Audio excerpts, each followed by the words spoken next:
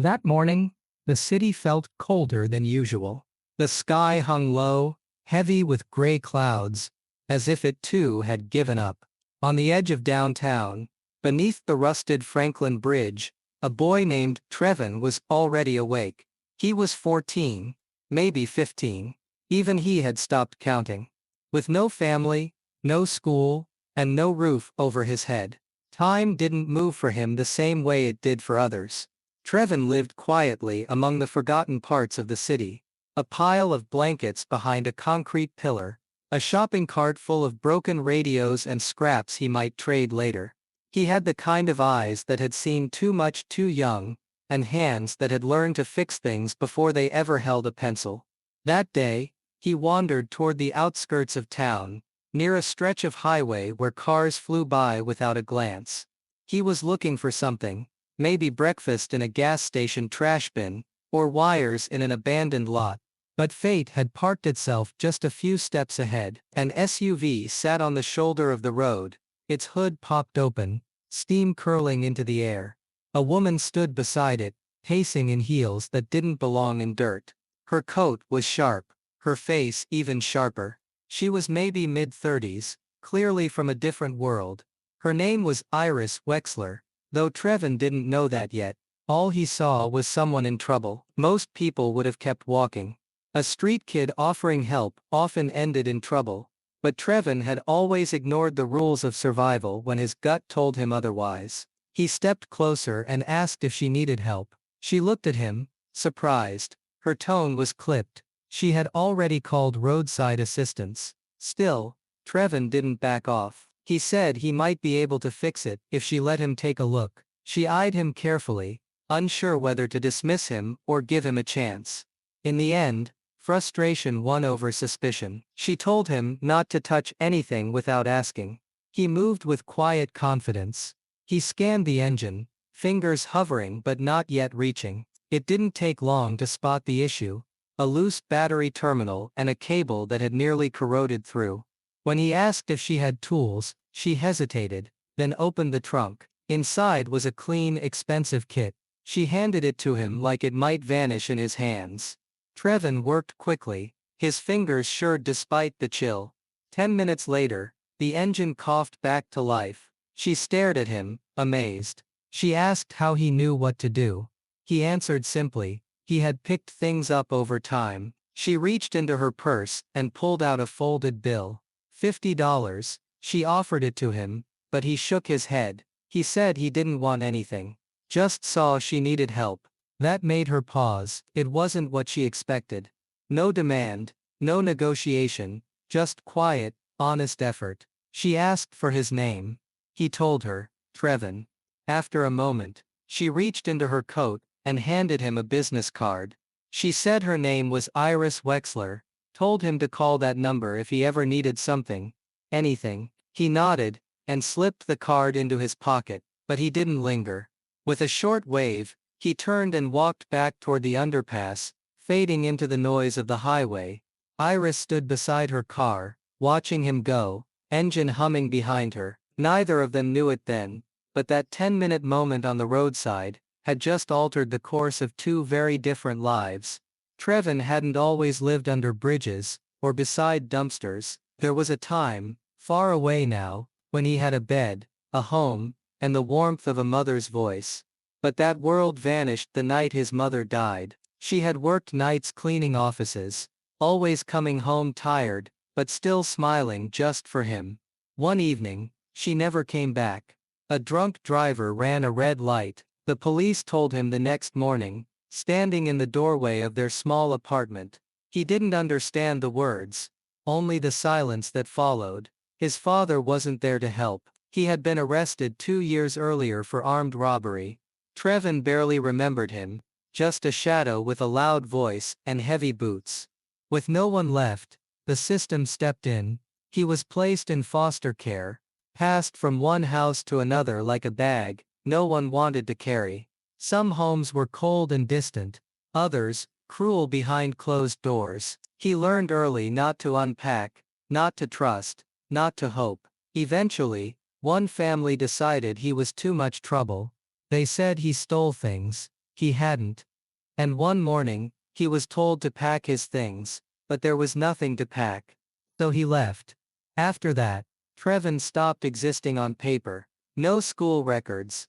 No medical checkups. No questions asked. He slept wherever he could. A cardboard box behind a supermarket. A laundromat dryer room when he got lucky. An abandoned trailer that smelled of mold and rust. He survived by collecting cans, digging through trash for half-eaten food, and dodging the wrong kind of people. But despite everything, he never gave in to anger. He stayed quiet, observant, and learned to fix things. It started with toys left broken on the street, then old radios, busted microwaves, broken lawnmowers. He had a way of seeing how things fit together, how gears turned, wires pulsed, how one missing bolt could stop a whole machine. He taught himself everything, using books thrown out by libraries, scraps of magazines, and YouTube videos, watched through shop windows. When he could get close enough to the Wi-Fi, people in the neighborhood started to notice. A lady with a broken hairdryer gave him a sandwich in exchange for fixing it. A man with a rusty bicycle left it near the alley. Trevon had it running smooth by morning. But none of it was enough to change his situation. He didn't want pity. He wanted to belong somewhere. He wanted to feel safe. Just once. And maybe, someday, to use his skills for something bigger than staying alive. When he helped Iris on that cold roadside, he didn't do it for reward. He just saw a problem and fixed it. That's what he did. That's who he was. But he had no idea that the woman in heels and a tailored coat would be the one person who might finally see the boy behind the dirt-stained clothes, and maybe, just maybe, offer him more than a meal or a bed for the night. Iris Wexler returned to her office that afternoon. But something had shifted. Her meetings dragged. Her assistant repeated things twice. Her eyes kept drifting to the corner of her desk, where the business card holder sat, one slot now empty. Trevon, that boy with grease on his hands and calm in his voice. She couldn't get him out of her head. In the corporate world, where she moved with precision and power, emotions had to be boxed away. Iris was the CEO of Virion Technologies, a rising star in the automation industry. Investors respected her, competitors feared her. She spoke in numbers and deadlines, drove a car that cost more than most people's homes, and ran a company with over 200 employees. Yet the memory of that quiet boy, walking away without asking for a thing, lingered deeper than any boardroom victory. She wasn't just reacting to a good deed. It touched something buried, something personal. Many years ago, Iris had lived a different life. Few knew it, and fewer were allowed to ask. Her father had once been a homeless man too, a decorated veteran, who lost everything after returning from war. His job, his health, then his family. Iris and her mother had spent months moving between shelters. She remembered falling asleep to the sound of coughing strangers, lining up for peanut butter sandwiches, washing in cold sinks at train stations. But one day, a stranger gave her father a job, a small one, washing windows at a garage. That simple act of trust, that chance, changed everything. He showed up early every day, worked harder than anyone, and within a year, they had a rented apartment. 2 years later, he owned that same garage. Iris never forgot. Her success was built on the shoulders of that second chance, so when she saw Trevon, young, alone, capable, something clicked. She had seen that look before. Not just survival, hunger for purpose. The next morning, she told her assistant to cancel her lunch meeting. Then she had her driver take her back to the stretch of highway where she met him. He wasn't there. She checked the nearest gas station, then walked the block near a chain supermarket. Nothing. But Iris was not a woman who gave up easily. Over the next few days, she made calls, discreetly. She asked a private investigator she trusted to look into the name Trevon, just a boy, around 15, likely not in school. No address. Nothing in the system. Off the grid. Then a breakthrough. A security guard at a strip mall mentioned a kid who slept behind the loading dock sometimes, kept to himself. Fixed a bike once, for one of the janitors. That evening, just as the sun began to set, Iris returned alone, dressed not in heels but sneakers, no coat but a hoodie. She found the box. A folded blanket, a stack of broken electronics, neatly piled in a crate, and beside it, sleeping under a sheet of plastic, was Trevon. For a long moment, she didn't move. She simply watched the slow rise and fall of his chest. The boy who had helped her without asking, now curled beside a shopping cart of scraps. Something in her cracked open. She stepped closer and whispered his name. Trevon stirred, sat up fast, eyes wide. He didn't recognize her at first. Then he did. She smiled. Not the corporate one. A real smile. Soft and unsure. She said she had been looking for him. He asked why. She answered simply, because someone once did the same for her father, and now it was her turn. Iris quickly realized that finding Trevon was going to be harder than she had imagined. The boy didn't just disappear. He seemed to vanish completely. He left no trail, no paper records, no digital footprints. It was as if the city itself was hiding him. Determined, she hired a private investigator, a sharp-eyed man named Donovan, who specialized in missing persons and hard cases. Donovan started digging immediately, following leads through shelters, street vendors, and even school dropout lists. But every time he got close, Trevon slipped away like smoke. Trevon was a ghost in the city's underbelly. He knew the risks of being caught by authorities. The system might send him to a group home or worse. So he avoided police, stayed off the grid, and trusted no one. But surviving alone on the streets was a constant battle. One evening, a group of older teenagers approached him near the subway entrance. They offered friendship and protection, easy company for a lonely boy. Trevon, desperate for any connection, hesitated but accepted. That decision was a mistake. The teenagers were rough. They took what little he had. The few dollars he earned collecting cans, his small stash of food, even the business card from Iris. When he confronted them, they laughed and pushed him into a dark alley. Trevon's head hit the concrete hard. He tasted blood, felt dizzy and tried to stand but his legs refused to obey. The teens disappeared, leaving him bruised and broken. A passerby found him hours later and called an ambulance. At the hospital, the doctors treated his concussion, bruises and dehydration. He was quiet, wary of everyone around him. Nurses asked questions, but he gave vague answers. Meanwhile, Donovan informed Iris about Trevon's condition. She rushed to the hospital, her mind racing with guilt and urgency. Seeing Trevon lying on the bed, vulnerable, hurt, but alive, stirred something fierce in her. She realized the city wasn't just a place of opportunity. For kids like Trevon, it was a jungle. But Iris wasn't about to let his story end there. She promised herself she would protect him, give him a future and repay the kindness that boy had shown her, even when he had nothing to gain. Days passed slowly in the sterile hospital room where Trevon lay recovering. The bruises on his face began to fade, but the mistrust in his eyes remained sharp. He kept his guard up, wary of every visitor, every question, every touch. One afternoon, Iris walked in. This time she wasn't wearing her usual business attire. Instead, she wore a simple sweater and jeans, an attempt to bridge the gap between their worlds. She sat beside his bed quietly, studying the boy who had helped her just days before. Iris asked him gently about his story. She didn't push, just listened as Trevon slowly revealed pieces of his life, the loss of his mother, his father's absence, the foster homes that rejected him, the nights spent in cold boxes behind supermarkets. His voice was low, guarded, but honest.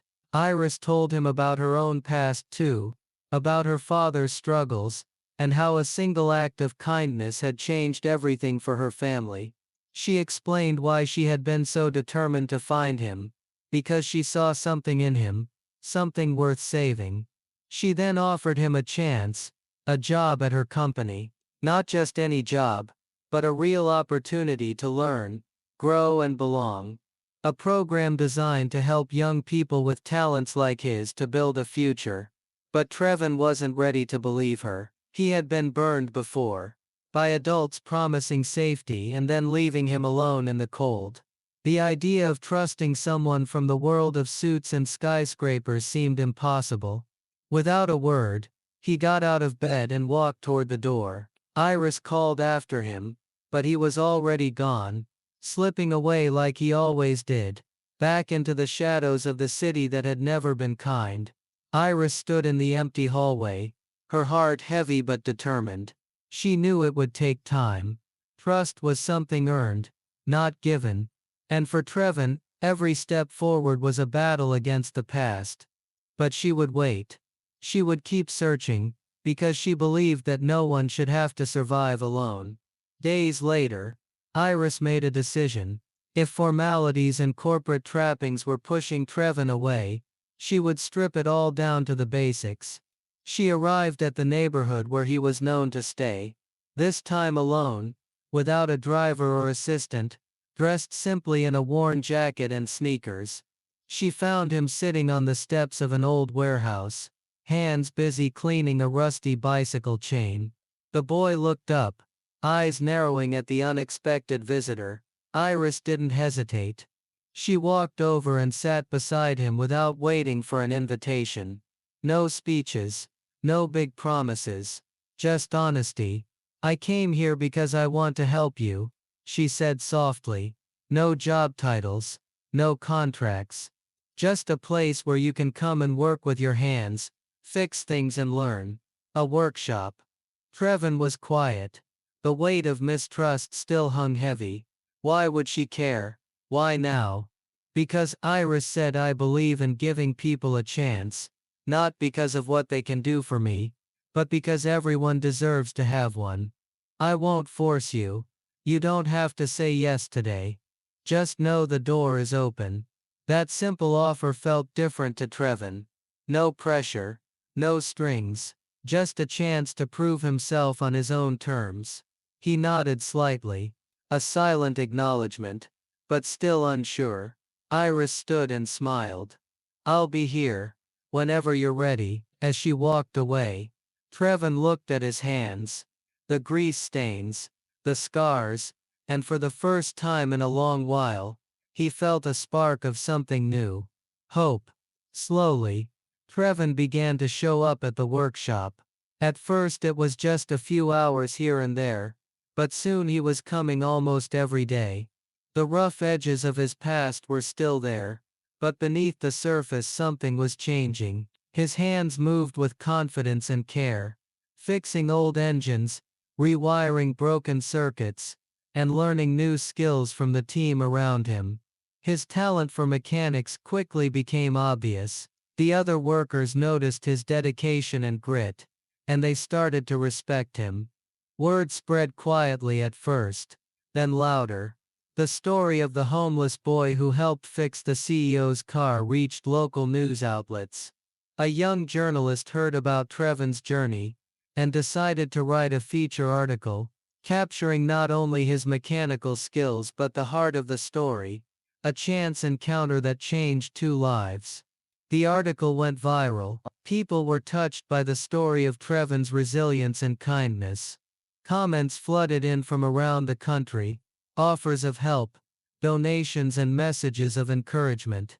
Suddenly, Trevon was no longer just a homeless kid on the streets. He was a symbol of hope and possibility. Iris watched from her office as the story took off. She felt proud, not just for Trevon, but for what their connection had sparked. It was more than just a rescue. It was a reminder that compassion and belief could transform lives. Trevon, though overwhelmed by the sudden attention, found himself smiling more. For the first time he felt seen and valued. His past still shadowed him, but the future now gleamed with promise. In the workshop, surrounded by tools and teammates who had become friends, Trevon was building something more than engines. He was building a new life. The wave of positive attention brought hope, but it also stirred trouble beneath the surface. Inside Iris's company, not everyone welcomed the story of Trevon's rise. Whispers echoed in boardrooms and hallways, doubts about whether a homeless teen with no background fit the image of the company's future. Some executives worried the media spotlight could bring unwanted scrutiny. Investors grew uneasy, questioning the risks of associating the company with someone from the streets. One powerful investor, a cold and calculating man named Crawford, took particular interest in the situation. He saw Trevon's story not as a chance for growth but as a threat, something that could destabilize the carefully built image and profit margins.